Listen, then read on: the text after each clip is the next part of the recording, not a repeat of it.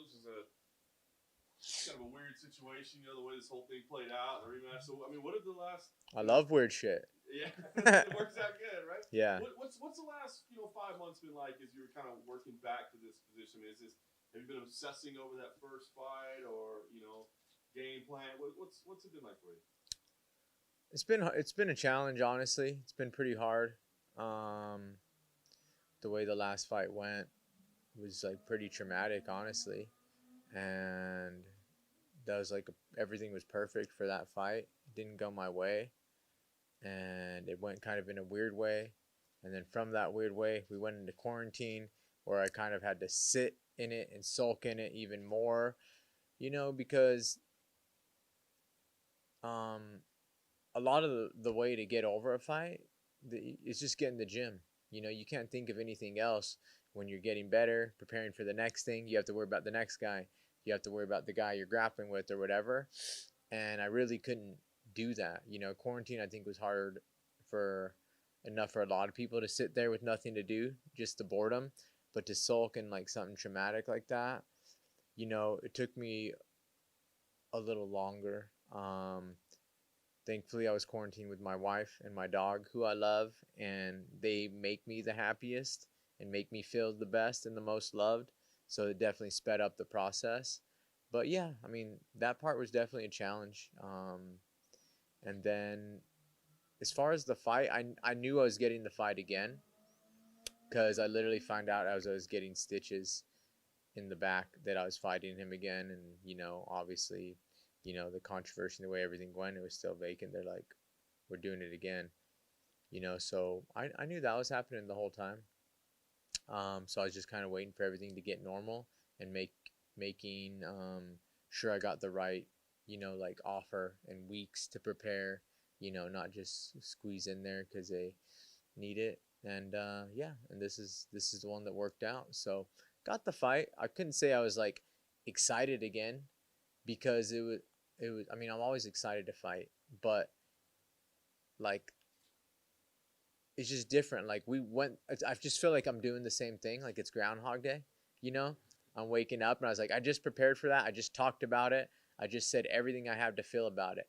But I love this one because it feels so pure. There's none of that. There's no one following me and wanting the huge story and every single thing I'm thinking about leading up to it and how it's so perfect and destined and this and that. It's just pure, like fighters didn't have Twitter or Instagram or anything back in the day, and you just knew you were going to fight a guy in this place, and you knew he was training for you, and you were training for him. You meet there.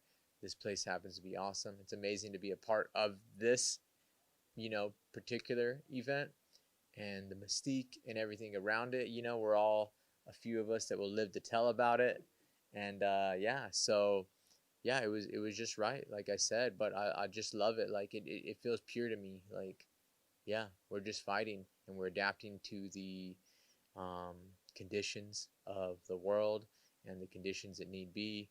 Training in our hotel room, in our garage, waking up at random times and just like I love it.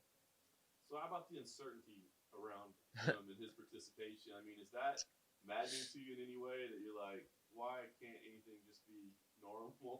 Oh yeah, I mean, when they said he had the corona, I guess now he passed both his tests here and got here, obviously, which was a big step. Once he got here, I was like, all right, we're fighting. Like he's not coming all the way over here, if he's whatever.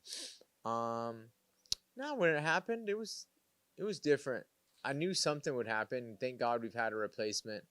Since we took the fight, we asked for a replacement, so we're not left in the same position again. But yeah, it was just. I mean, I'm glad it's happening. That's obviously the guy I want to fight and the guy I want to prove I'm better than. But yeah, I was just. It was kind of honestly though, like when he missed weight, how it didn't really bother me because I was like, what can I do about that? What am I gonna do? Make up all these things in my head? No, I'm gonna fight him. And the same thing, I knew I wasn't leaving here without a fight, and that was all I really thought about. How much changes in terms of game plan, tactics, that sort of thing? I mean, do you go into this fight thinking, hey, I think we had it figured out last time, except for the weirdness? minus, the headbutt, or do you feel like no, we learned some things and we gotta make some tweaks? Yeah. I mean, yeah, I won the first round on every judge's scorecard, and I felt good in that. So there's things you can take apart technically and you can approach differently. I think I gave him every chance to win, even though I beat him at what he was trying to do.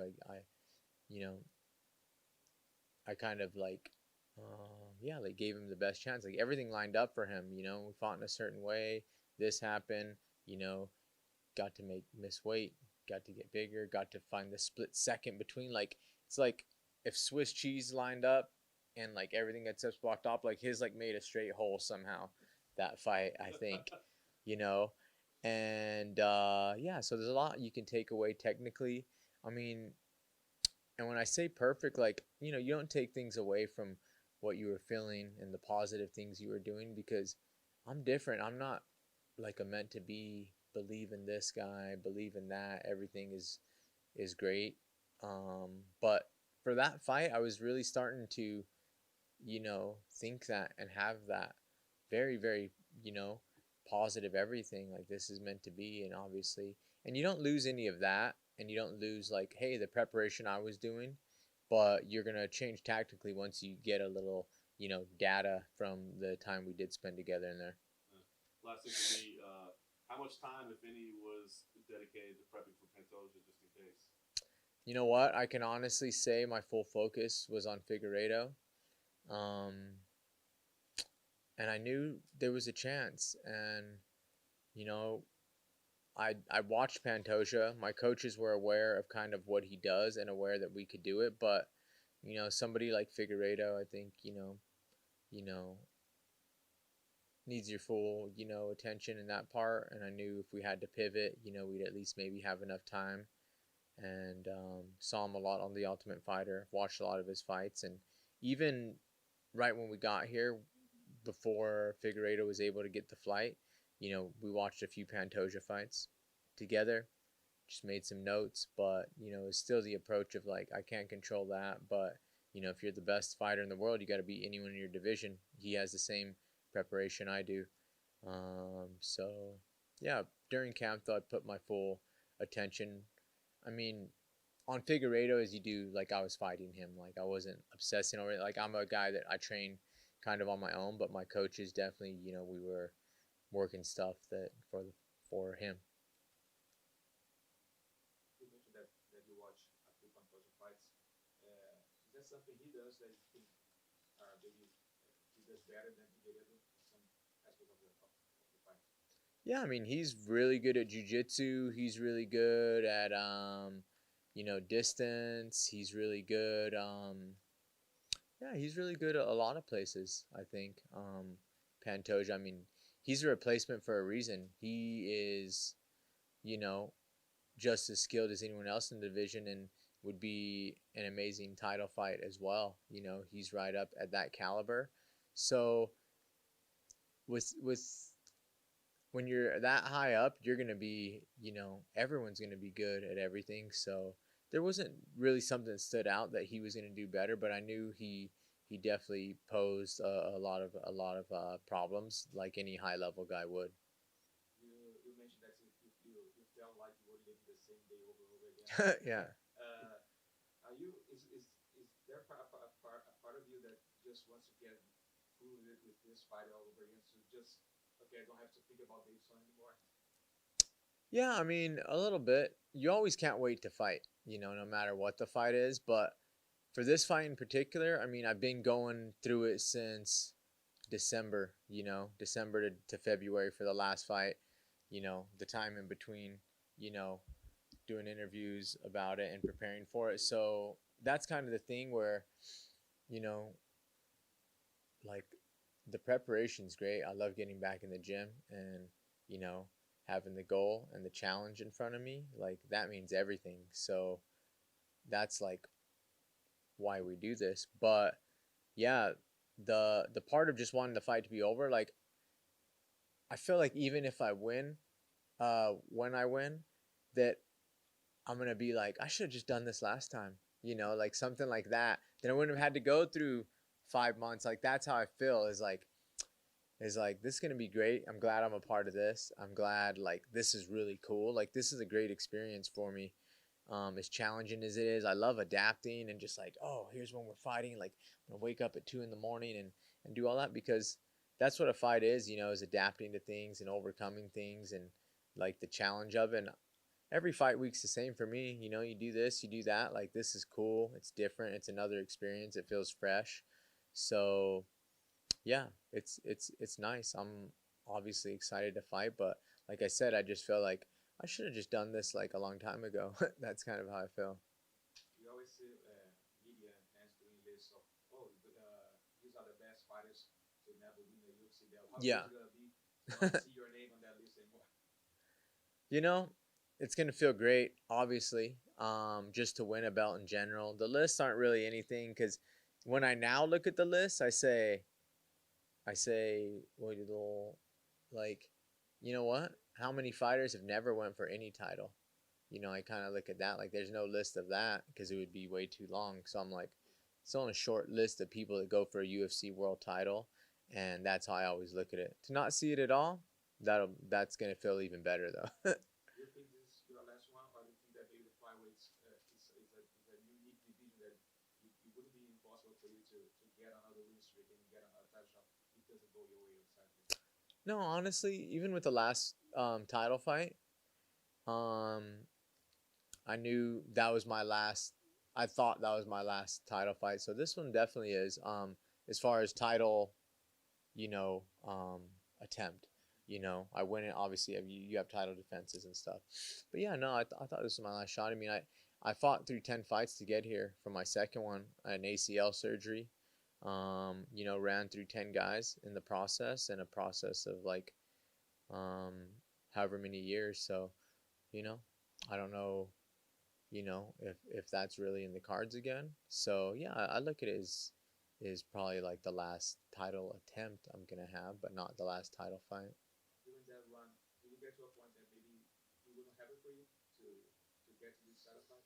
Well, yeah, I mean, just there. I mean, I love that it's news long gone and no one talks about it anymore. But there was a time when like the flyweights were on the block in general, and that was really when I thought about. I always had faith, you know, in fighting wherever we might have ended up for another title. But you want to fight for the UFC title. I always had faith in my skill of making it to where I needed to be the best. But obviously, there was a time there where I'm like, there might just not be a place. Like, what's gonna happen? You know, am I gonna have to go to 35? Which I honestly would have, because you know I fight in the UFC. That's what I've done my whole career. Um, so that uncertainty was the only hard part. As far as me believing in myself and beating everyone in front of me, that was never uncertain. But just that short time with the uncertainty of the division, that was challenging. Is it over? Do you think, okay, flyweights are here to stay? You don't Yeah, feel that risk anymore? it's here to stay. I mean, you know, right now, of course, it was just a great fight this morning, right? With everyone. I mean, there's contenders in the wings, and yeah. So you know, there's no talk about it. So I mean, there's not really a question about it. If you become the UFC champion on Saturday, would you rather being a dominant champion on the division to work to gain some more attention for the flyweight division, or would you rather go for the champ status? Oh no, I would just want to fight the best guy in my division. Honestly, like I don't want to fight another weight class or another gender or like anything like that. I just no, I would literally want to fight the best in my division. Like I have so much pride for the flyweights, you know. Um, I fought for the first title in this division. I was actually the first win in this division, first knockout. You know, I think I'm pretty synonymous with flyweights. Um, yeah, so I have a lot of pride. Even I tune into all of them and I just root for all of them to put on a good fight and perform and win a bonus and win a fight of the night. Like, yeah, so I would just want to keep building it and fight the next best deserving guy. Are you waiting for Henry Cejudo's tweet when you if you're going to fight that he's going to come back and you should be I don't think so because I mean he never mentioned it when he was active and it was a possibility. So I'm not expecting it now. Now that you had the opportunity to step in the cage with Deiveson for one time, what would you say it's his biggest threat for you, and what's your biggest threat against him? Yeah, I think for him is just you know, you see him and he fights aggressive. I'm an aggressive fighter too. I take pride in beating people at what they're good at. You know, back to my WC days, submitting jiu-jitsu guys, fighting kickboxers at a distance that you know is beneficial for them. I don't know what it is. I love that part about it. So he's aggressive. That's his best thing. You know, you want to stand toe to toe with him. So the last fight, like, yeah, I want to beat him toe to toe, and I was doing so. Um, so I think that's just his best fight. You know, his aggression. He's obviously skilled. Everybody is if you're in the UFC, and I think my best tactic way to beat him is fight like I can. You know, I have many more ways besides that. You know, I can beat him at his own game, but I have many more layers also to fight him tactically. When he arrived here at the hotel, he said to them that he would like to be the first one to submit you. Nice. What that say? I like that. I mean, that's that's great. I mean, I think I'm the best grappler in the division, and I believe in it against anybody. So I hope we can get into that and you know test that part of the game. Thank you, sir. Thanks, guys.